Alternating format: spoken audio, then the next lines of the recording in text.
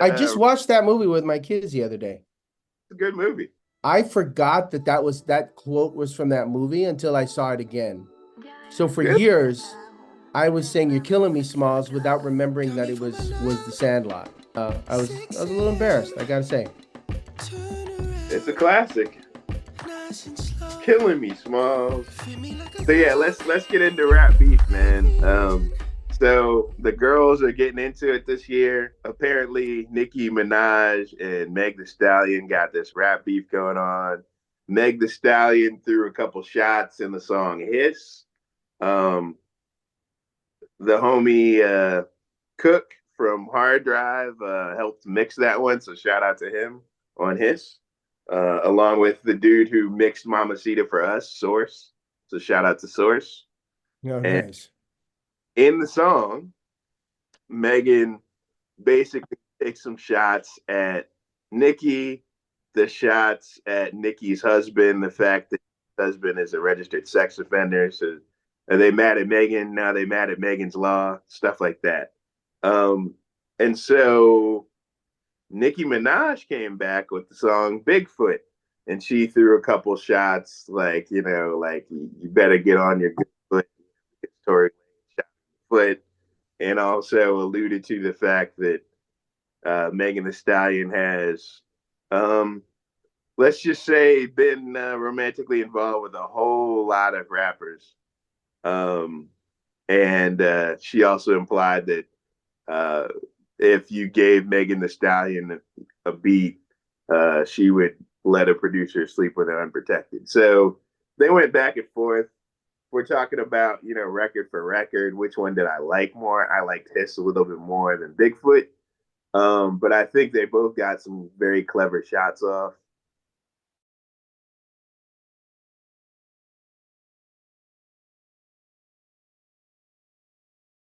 This thing might have been brewing. I know that there's an element of Nicki Minaj not liking Cardi B. Meg Thee Stallion and Cardi B do that song WAP. It's a very successful song. Um, and there's different theories around whether or not that was the trigger for Nicki to potentially say some things that then Meg felt like she had to respond to in the song His. So that's what I understand of the beef. And it got me to thinking, not only do we have this beef, but there's also been a lot of rap beef in the past, right? When you talk about the original roots of hip hop, people rapping over DJs cutting different breaks.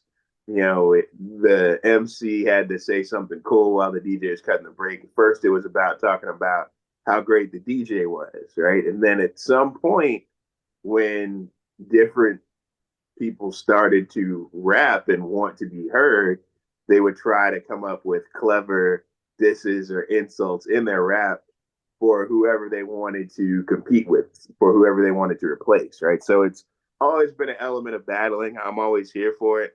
I love it. So, in terms of the Meg Thee Stallion Nicki Minaj thing, have you heard the two songs? Do you have any thoughts on that? I'm kind of in your camp. I thought his was a little stronger. I think his edged it out in my book for being the stronger of the two, like compositionally, production wise. It's kind of like the NBA and like fouls. I'm cool with it. I'm like, we need more of that in hip hop. We need more beats. The league is a little soft now. Everybody wants to be friends.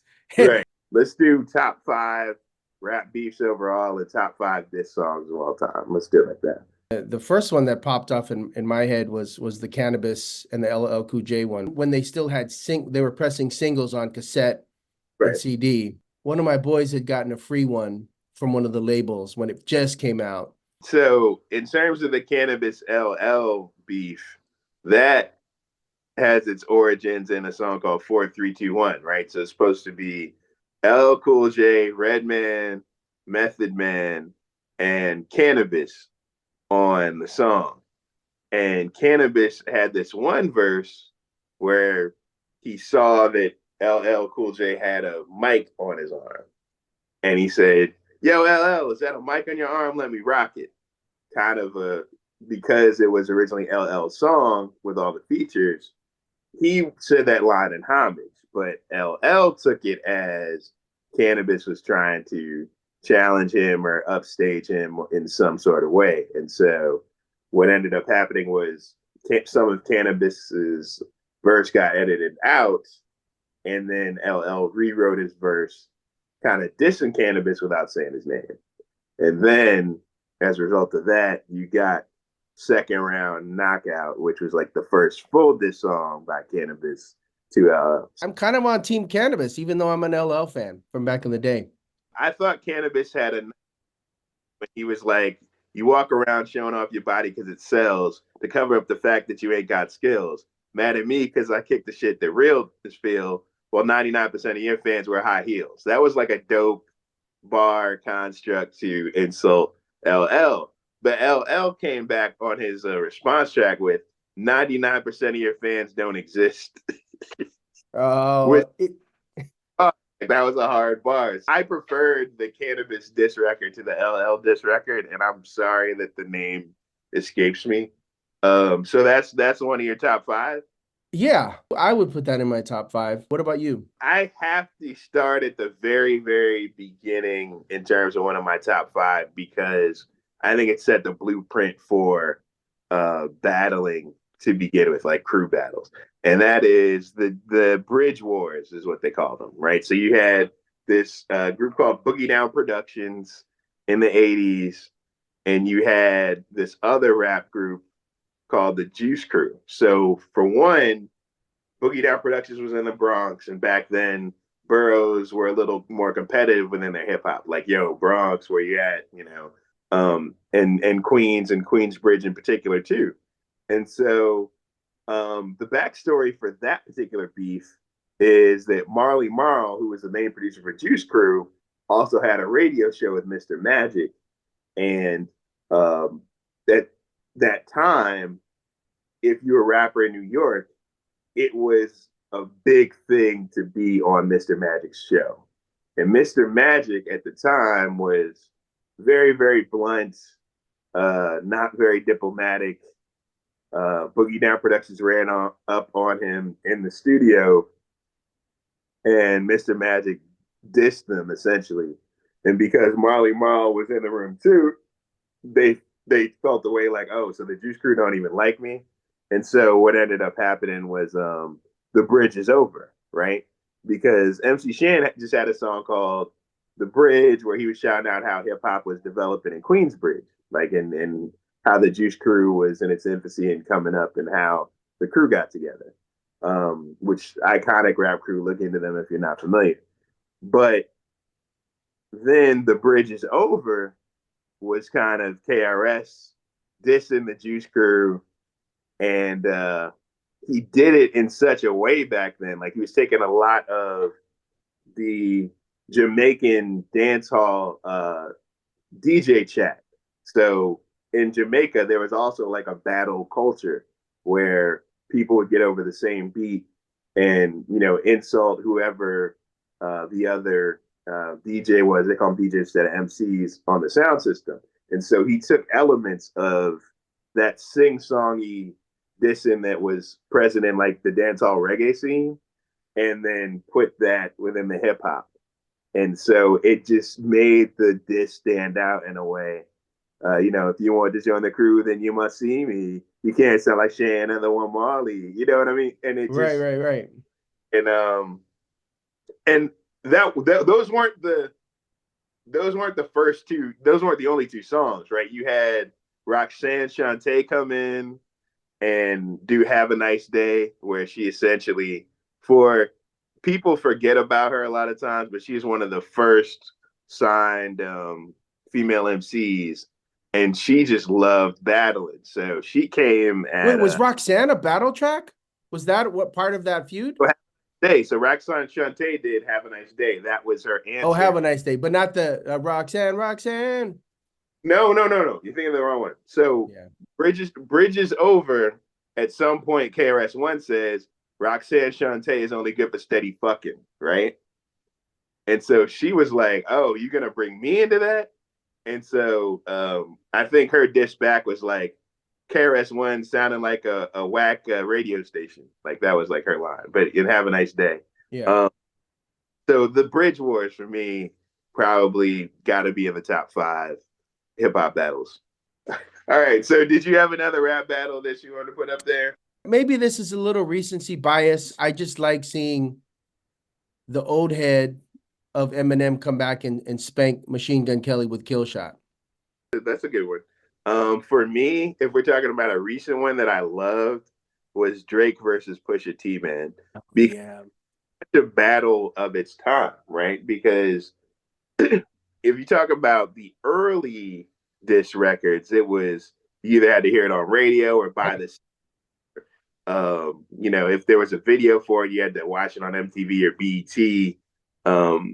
Now with YouTube and SoundCloud and everything else, you can kind of hear it the minute it drops, right? There's a lot of different ways to hear it, and then also depending on what the lines are in the song, people are immediately going to start to create memes, right?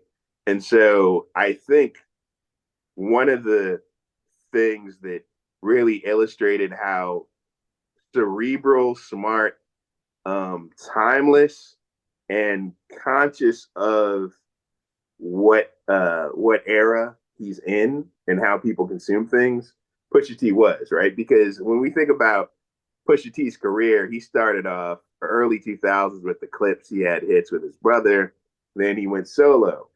Um, I think a lot of people thought that because Pusha T had been around so long, he wasn't going to be able to compete with Drake. And essentially, to give some context for the beef, allegedly, Baby and Wayne did not pay the Neptunes and Clips for what happened to that boy in a way that was considered to be fair compensation, right? There's a song called What Happened to That Boy. It was originally supposed to be a Clip song. Baby reached out to Pharrell. Pharrell said, "Hey, what if we put Baby on this song and let it be his single? Because I don't know when this song would come out." Right. So essentially, they felt like they did Baby a favor. Um, and the video is made, et cetera, et cetera. But the compensation apparently was questionable, which Baby's kind of known for that. Baby is known for um, taking what the label gives him and then taking his own cut and then giving the artist like a lot less. And sometimes that translates into a lot less front end and some questionable back end decisions. So long story short, Pusha T was always throwing little shots around Baby and Wayne, particularly in a song called Exodus. Now, Drake felt like he needed to get involved. So I think there was a song called Two Birds, One Stone. And then there are a lot of subtle shots like that. So I think it went Exodus, Two Birds, One Stone. And then Pusha T on his album Daytona did a song called Infrared, where he kind of took aim at the fact Drake had some ghostwriters like Quentin. I think Quentin Miller is his name. And was kind of alluding that he was kind of a fraud and he was kind of said he was a con man similar to Donald Trump. That was kind of the allegory for Infrared. Drake comes back with Duppy Freestyle, essentially dissing Pusha T and saying, you're older than the dude you're running behind, in terms of Pusha T then being heavily involved with Kanye and good music, and Kanye becoming the main producer, overseer of his albums, right? Mm-hmm. And then we get the story of Adidon, which to me is the kill shot of all kill shots, right? So there we find out that because Drake made the mistake of bringing up Pusha T's fiance, Virginia Williams, in the song, Pusha T apparently saw red and said, "Oh, so if we're really talking about families, I'm going to talk about your mama, I'm going to talk about your dad, and then I'm going to talk about the baby that you're trying to hide that nobody knows about, but I'm going to tell everybody that you need to start taking care of this kid. And oh, by the way, the baby's mother is a porn star. So I know you're embarrassed that your baby mother is a porn star, but you need to claim the kid, right?" That was essentially what Story of Adidon was. It's a little more clever than that, like you're Right. hiding, let that boy come home, deadbeat motherfucker playing Border Patrol, and making fun of Drake's father's Steve Harvey suits. So it was a lot. I think the only bar that really made some people feel away was the whole OVO 40 hunched over like he 80. Tick, tick, tick. How much time he got? That man is sick, sick, sick. You know, some people are like, hey, maybe don't make fun of illness. But I come from the school of Tupac making fun of Mobb Deep for having sickle cell. So it didn't phase me at Right. all. Right. So I That's just what felt I was saying at the beginning, man. It's like the league is soft, man. Just let it rip, man.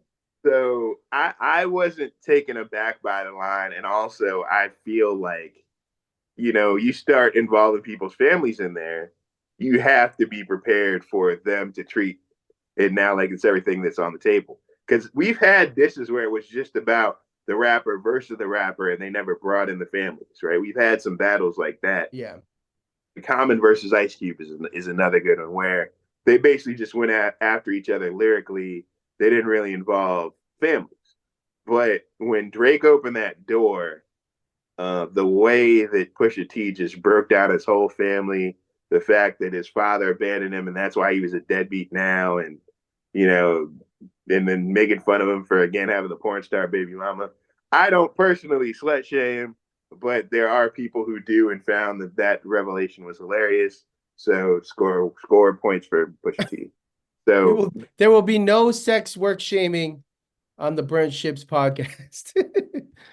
no, we love sex workers. We yeah. I think they So, should unionize. I think they should unionize, man. Um, I'm with it. Go labor. um, nah, go ahead. Anything else you like? I just remember the memes coming out, like because that was right around the time of Black Panther. Right? So you should have brought the boy home, and it was Pusha T, like in the Black Panther thing saying you should have brought the boy home to Drake, and then you also had the memes, like, because I know in Avengers, like when Thanos snapped like that, like people started to disappear. And they had Pusha T, they called him Pusha Thanos, and they had him with the Thanos glove. He was snapping, and Drake was starting to melt away. There was just a whole lot of memes, and it was crazy. You had TMZ talking about the diss track. You had the Walking Dead's Twitter account saying Pusha T is more ruthless than Negan.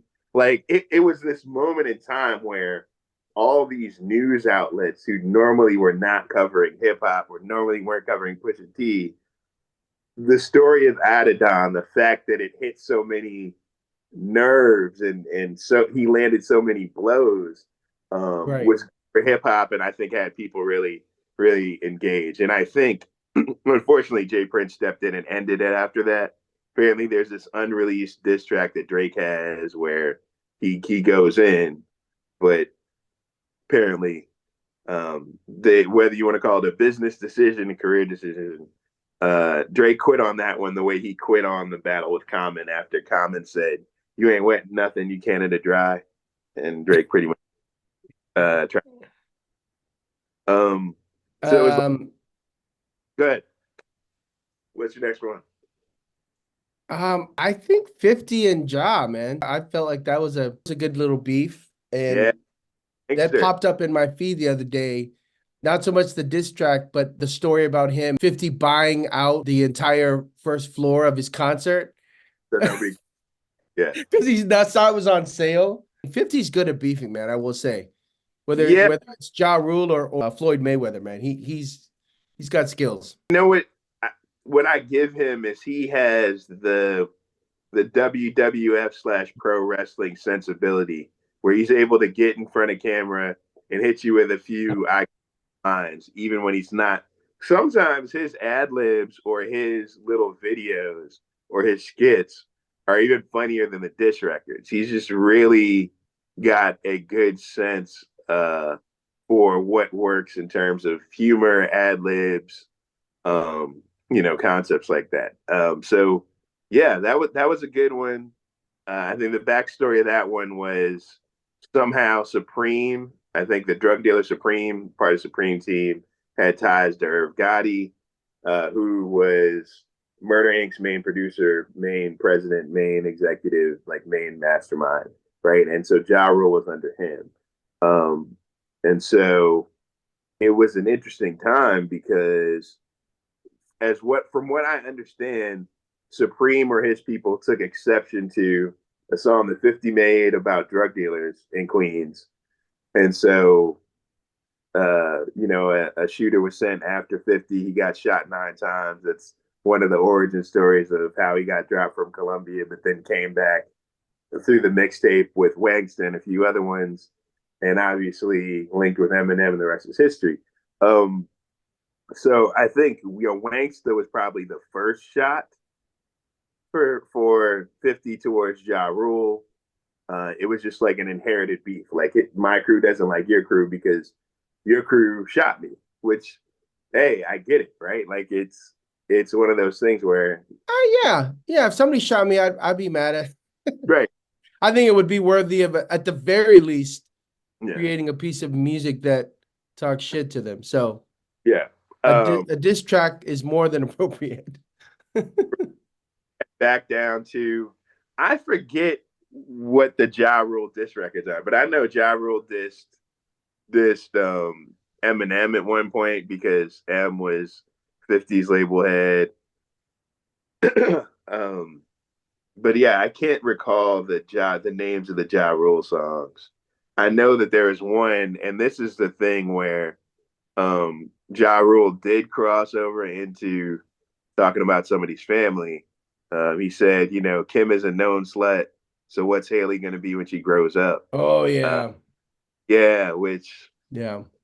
ouch, ja. So, Uh, M, and then M had to go in, but it is what yeah. it is. Not a wise move on Ja's part. No, not never. I generally say don't bring the family in unless you really don't have any other material because number one, you don't know how much worse it's going to be for you, Right. especially rapper. And then, number two, um, then your family's on, like on the table too. Right. And depending on who the researchers like, there are rumors that Drake was offering up $100,000 for information on Pusha T. Like it can get that deep. So I would say don't think if you are one of these rappers who wants to get into a beef or battle and you have family members who can become lines in a diss record, don't go after whoever you're battling's family because behind the scenes people will throw money around to get, Yeah. and hey, I heard this or I heard that or whatever. So Yeah. Yeah. uh, It, yeah, it, you're bringing up an interesting point about style and sort of schools of thought right. between, do you just keep it about flow and the rap, the rapper himself, or do you go personal? And I always and go back to basketball, but it's kind of like you compare the trash talking of Larry Bird versus Kevin Garnett, right? Saying talking about the rumor was that he had said that got Melo pissed off in that one game. Oh, she smelled Lala smells like Honey Nut Cheerios. Yeah, exactly. The Lala Honey Nut Cheerios versus like Bird and like Xavier McDaniel just saying like, I'm getting the ball, and McDaniel's like, I know, I'll be waiting. He's like, I'm gonna shoot it right in your face. And so I think that is like a that's a thing. Like, do you talk shit in this one way where it's just about the game, or do you bring in the personal element? And I think that so there's something that happened. Hip hop and basketball have always sort of like walk hand in hand like that in some ways, I think. My third has to be Nas versus Jay-Z. Yeah, I figured you were gonna pick them. I mean, that's mine. That was mine too. Oh, sorry. No, Well no, then, we can both pick it. That's fine. It's just like going to a restaurant, man. We can order from the same menu. We can order the same thing. It's all good. so I think the interesting thing about the Jay-Z Nas thing is for a long time in New York rappers, I feel like the best way to describe them is generally they're frenemies, meaning it's New York versus everybody else. Like if they're touchdown in LA, Grammy's like, yo, New York, unless there's like a legitimate beef between the two crews. But within New York, sometimes there is that competitiveness, like, yo, I gotta be kicking you. No, there was literally a time when people were battling, like who's the best, who's the king of New York, who's the best rapper in New York, right? And Biggie was the default king of New York. Then he died, and that left this void where it's like a debate between who's better, Jay-Z or Nas, right? So whether you want to call it subliminal shots, etc., that were on different records, we don't need to get into those. But I would say like the first volley really is Stillmatic, right? It was on a mixtape, and Nas basically like it was like remove the fake King of New York. You show off. I count dough off when you sampled my voice, because Jay-Z sampled Nas and Dead Presidents. Like, whose world is this? I'm out for presidents to represent me. That was the hook for one of Jay-Z's first singles that really got him going within the mainstream hip hop community. And so that resulted in Jay-Z dropping Takeover, which is an iconic diss record. Obviously, a lot of people who are familiar with Jay-Z know the record, right? And so, essentially, Jay-Z was essentially saying, "Hey, you got one good album, like every 10 years, and you weren't really getting paid." When I sampled your voice, I know who I paid. It was Search. It was Searchlight Publishing. Like, you was getting fucked in. Like, so there's a couple shots, in terms of Takeover, and then Ether. Ooh, right? Ether was really. I think people thought that Jay-Z was untouchable, and when you listen to Ether and you thought about some of the points, right? Because you could talk about whether or not the accusations of homosexuality were inbounds, out of bounds, accurate, whatever. But to me, the underrated lines were, like, wanted to be on every last one of my classics. How many of Biggie's rhymes are going to come out your fat lips? Because there's a time where Jay-Z was always quoting Biggie, right? And it was just the shots there in terms of some of the lyrics, and essentially talking about how all these guest spots kept him hot when he was floundering, trying to find himself as a solo artist, which was true. I have old mixtapes where Jay-Z was not yet Jay-Z, was trying to like In My Lifetime was one. He was also part of this group called Original Flavor. He was really just trying to figure out how to make it. At one point, he was Jazzo's hype man in that song Hawaiian Sophie that Nas alluded to. So it took a long time for Jay-Z to become Jay-Z, right? Like, first he was right. Then he was part of this group called Original Flavor, and then finally he went solo and kind of found his voice and slowly developed into this thing. But Nas was around for all that, so there's a couple of shots there that are very specific to Jay-Z's journey that hurt a little more for people who really understood where Jay-Z came from, and the fact that he got turned down by every label and had to launch Rockefeller basically as a way to get the music out because no label was interested at the time. So that was great. The last one I think was Super Ugly, but that kind of backfired because people felt like him bragging about leaving condoms on his daughter's car seat because at one point Jay-Z started sleeping with Nas's baby mama.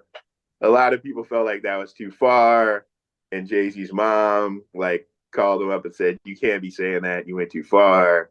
And so it kind of fizzled out after that. I think Jay-Z was so hurt or wounded or whatever hearing Ether and realizing that Nas actually landed some shots at a time where I think Jay-Z himself thought he was untouchable, that I feel like he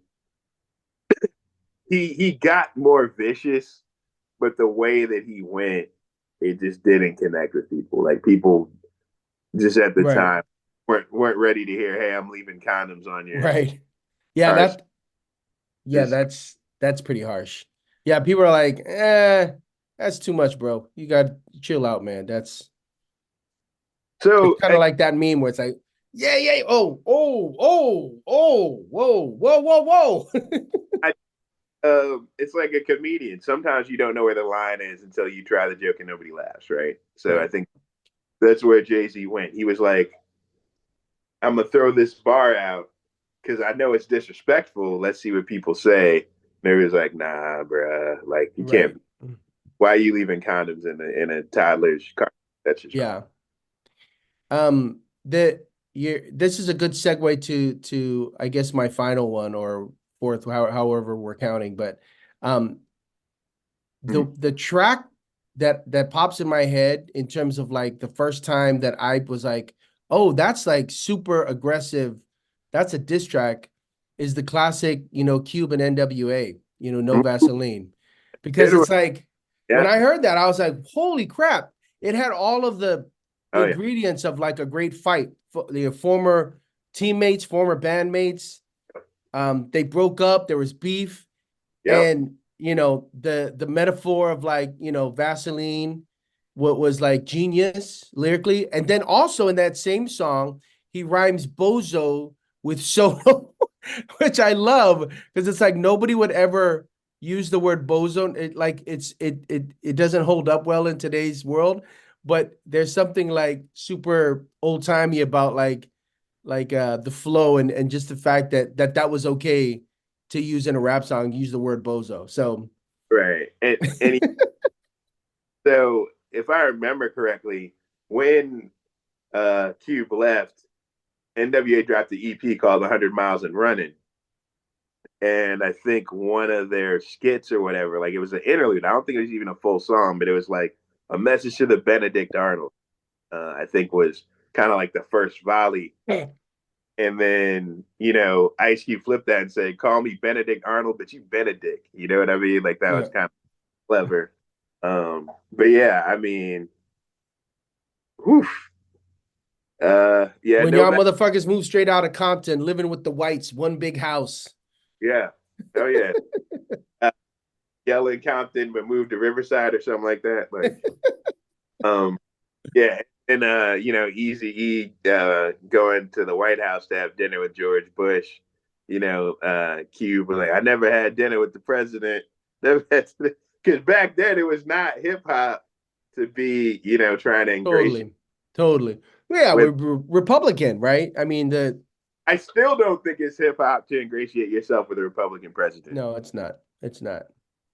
I think you get a pass for the 8 years of Obama because that was such a momentous time, and he was an incredible patron for the arts and in particular Black music. So that's a very different discussion. You were not having George W. or no, that was George Senior. It was It's George H.W. Yeah. Bush one.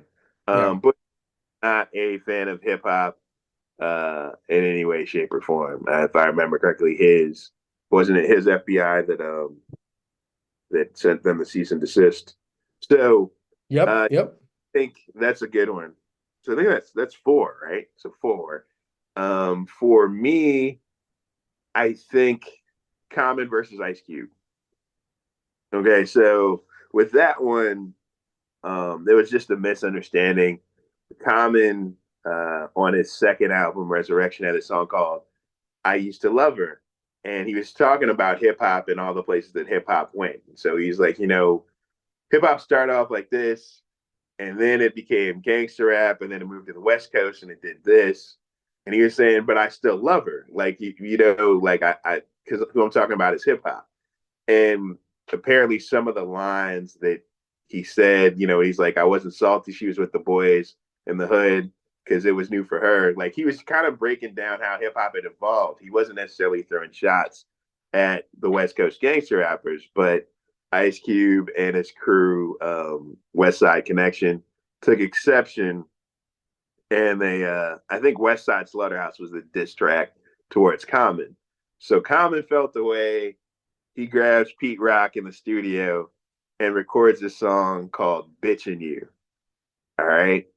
Dedicated to Ice Cube and proceeds to use all of the movie titles that Ice Cube had starred to insult him. And it was like a professorial kind of breakdown. It was basically like, you were this you were this hip hop dude. Now you're talking about you're a Muslim, Farrakhan, but you're jumping around with Red Hot Chili Peppers and selling bean pie. Like, what are you, right? And then um, just the way he said the stuff, though, like, your lease is up at the crib, house get evicted, and videos of white boys talking you get wicked. Natural born killer, no, you natural born God. Reed, rich, got the nerve to say you rob. Hypocrite, I'm filling out your death certificate. You selling bean pies and St. Ides in the same sentence. It's like, ooh, like, you know what I mean? Like, it was like a professor breaking down why like a rapper was a fraud and then just put the mic down and walked away. It was like one of the most, because it didn't get, he wasn't threatening Cube with a gun. He wasn't disrespecting Ice Cube's family. He was basically like, look, these are all the reasons you're a fraud. You're a bitch. I see the bitch in you. Let it walk about you. Like that bitch needs to come out of you because I see the bitch in you. Like it was just ruthless, and I loved it. That's one of my top five diss records. All right, you got one more or no? You kind of have to go with include, a shout out to Tupac and Biggie. You had Hit 'Em Up. You had a Kick in the Door. I think the saddest part was they were super, super close when they were both on the come up. Like Pac was a little than Biggie, but they still rocked with each other, and they did a lot of songs together. Like a lot, you can go out on YouTube and see the Where Brooklyn At freestyle, where it's like Pac and Biggie rap it on stage. They used to do shows together, the whole thing. The first time that Tupac got shot, because some people don't realize that there were two major times that Tupac got shot. The first time Tupac got shot, he was actually on his way to visit, I think, Biggie and Little C's in the studio in New York. And he got accosted and robbed and shot. And so the struggle was Biggie involved? There was a rumor, and that's kind of how they started to fall out. And then unfortunately, Biggie dropped a song called Who Shot You? And the timing of it was bad. It had been recorded long before Tupac got shot, but when it came out, some people felt like Biggie was essentially trying to say, "Oh yeah, like that, I got to you." You know what I mean? That kind of thing. Which, Right. and this is my one aside. When Biggie wanted to get at you, he could get at you because the OGCs had a song called No Fear. And in the video, they have a caricature of Biggie dancing around that they're making fun of. And when I tell you Biggie sent some goons to the OGC studio and beat up the lead rapper, basically half to death, and then put the phone up to his ear, and Biggie was like, do we understand each other, essentially? Right. Biggie would get at you if he really felt the way. Right. So I say that to say, I don't think that Biggie was behind the first Tupac shooting, but unfortunately, Tupac and his circle had him so amped up against, New Right. York and whatever. He Yeah. just see reason. Yeah. So I it, think my main thing with those two songs is I feel like, if this makes any sense, I feel like Who Shot Ya had the better flow, oh yeah, but I think Hit 'Em Up was the better overall song, if that makes well, any sense. so Hit 'Em Up was targeted diss. The only time Biggie really dissed. So I take that back. There are two Tupac disses. One essentially got shelved, but you can find it on YouTube. So the one that is specific to Tupac is called The Ugliest. You can find this on YouTube. It was a song where it was supposed to be Busta Rhymes and Biggie on a JD or J Dilla beat, however you want to refer to him, right? Now, legendary producer. It's Dilla Day, by the way, when we're recording this. And essentially, he says, well, he just says a whole bunch of things about, and the winner is not that thinner kid. Um, Right. and he just goes on and on. Like it's basically talking about like, I'll break your jaw and this and that, and you can get touched. So That is the official diss, but Busta heard it back and essentially shelved it. It's supposed to be on Busta Rhymes' debut album, The Coming. But the one where he couldn't say names, but he was kind of alluding to people, was Kicking the Door, which is one of the hardest diss records if you know who he's talking about. There's if you go to Genius, they actually break down who he was referring to. He even got it De La Soul. He got it J. Rue the Damager and DJ Premier, who did the beat because DJ Premier had produced a diss record, kind of You're Playing Yourself for J. Rue, that kind of went at the Junior Mafia, which was Biggie's crew. And so he dissed a whole bunch of people. It wasn't just Pac. But Pac went at Biggie incessantly and then got his crew to hop in. So that was definitely a strong, long diss song. Wait, why is he going after De La Soul? Why was he beefing with them? Why did he throw them in there? So he was at a point where he felt like, if you remember the Stakes is High album, Mm-hmm.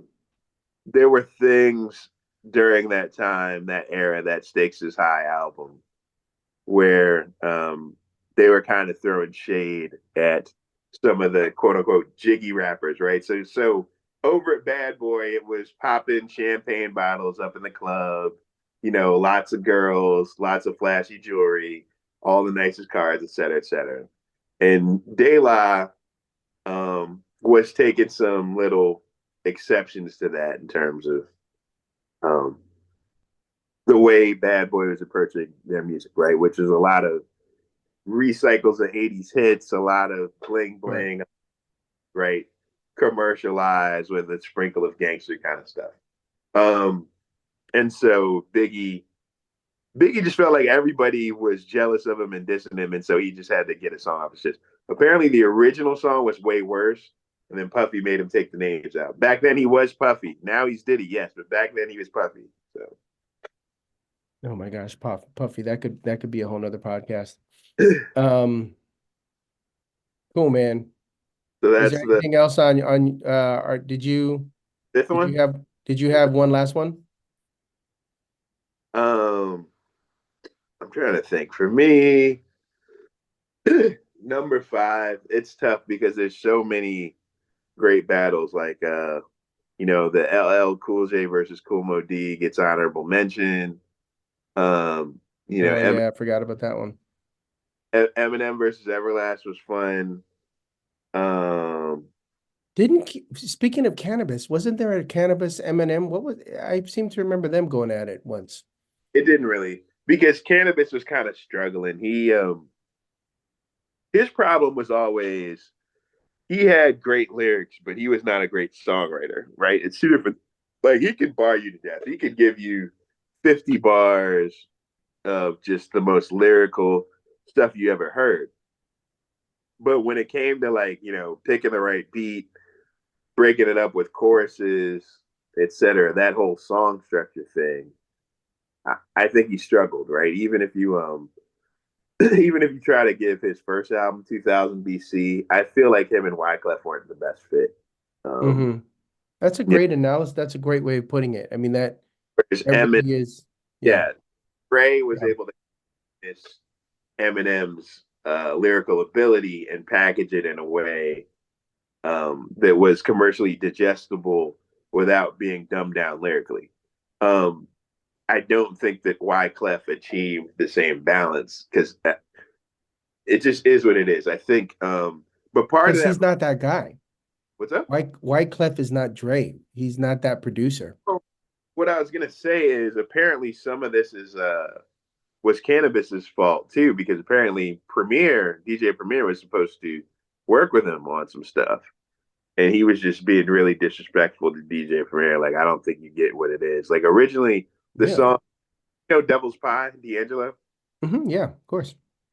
that beat was originally supposed to be for Canibus. Oh, wow.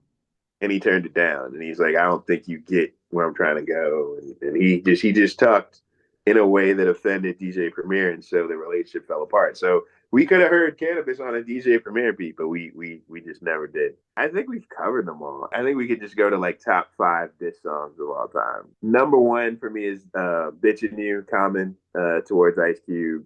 Hmm. Um, Number 2 for me is "Quitter," Eminem to Everlast. Number 3 to me is "Story of Adidon," just because of the significance of it. Um, I'd say number 4 to me is gonna be "Bridges Over," uh, Boogie Down Productions towards Juice Crew, and then um, I think number 5 is "No Vaseline." So those are my top 5, and that's Ice Cube towards NWA. But yeah, those are my top 5 diss records. How about you, man? No Vaseline at number 1 Okay, that's because fair. yeah. Um, Who Shot Ya from Biggie. I'm gonna go with Canibus, second round knockout, just because that made an impression on me as well in the early 2000s. I'm gonna go with Kill Shot, and then I'll say Ether number 5. Honorable mention to Take Over and Kick in the Door. Kick in the Door. It's so scattershot. He disses so many people. It's a little bit tougher. I mean, there's probably at least 10 acts that he dissed, including Nas by the end of it. But yeah, I think that's a good. We have a good representative list. I know some people are gonna feel like Takeover should have been in a top 5. I think that's fine. I think one of the fun parts about doing these lists is there's always going to be room for debate, and it all depends, I think, on the preference of the diss. Some people like a super disrespectful personal attack. Some people like a clever construct, like what Common did, using all of Ice Cube's movies in lines to diss him, and his album titles too. So it just kind of depends on what you go for. But yeah, so Totally. Yeah, I mean, it's nice having a subject matter expert, man. I really enjoy watching you talk off the top of your head about this stuff, man. You really know your shit, bro. thanks, man. And it's just I mean, I like lived it and breathed it for so many years. You just kind of you get immersed. You're like, oh yeah, that. You know what I mean? So Yeah, yeah, yeah.